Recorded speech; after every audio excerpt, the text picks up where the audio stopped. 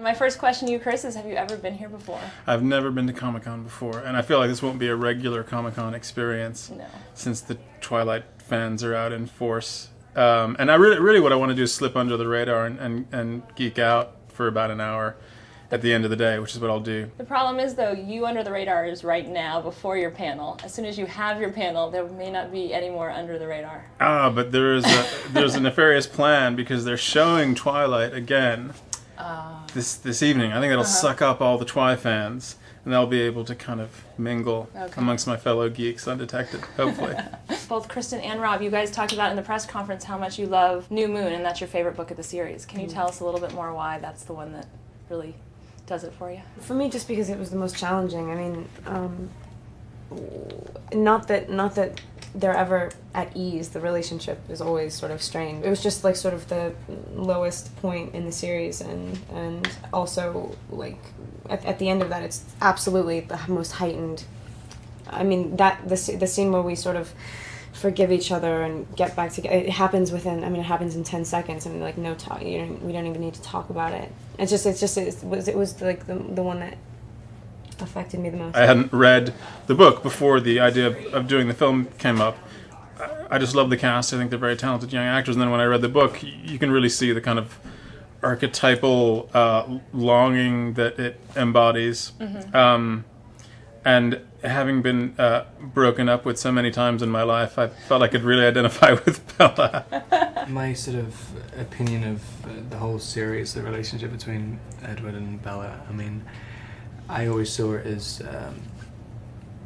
the thing which I was relating to, the thing which I was kind of trying to draw from was, when you're a guy and you find yourself becoming or being so in love with someone, what?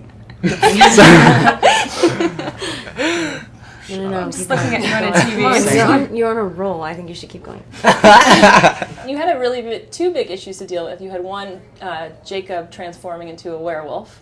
Was that a challenge to tackle? Hard for Taylor. Really hard for Taylor to become a werewolf. So we eventually had to resort to computer effects. Okay. No, I mean the challenge with that is to get a special effect that isn't cheesy and that's elegantly done. And Phil Tippett Studios, Phil Tippett being a legend in the effects community, is handling it, and they're doing a beautiful job. And Taylor, you had a lot of work to do in this movie. You had to bulk up really big. We all know about that. But you also spent a lot of time doing a lot of stunts and things like that too.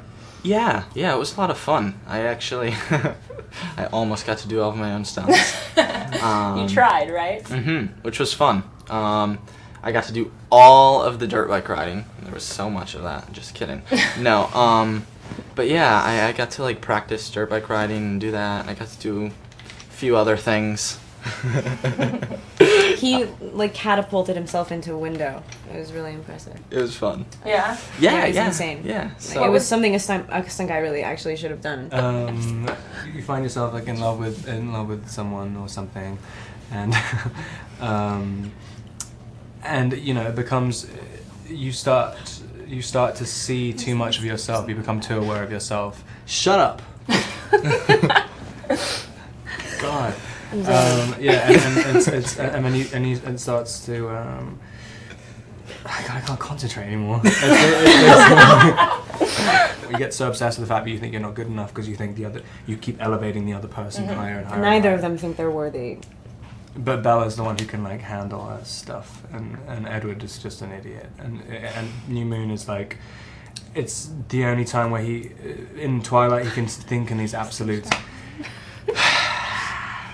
This is why whenever anyone asks about if we have chemistry with the cars, do you know what it is? It's like complete animosity. Yeah, right.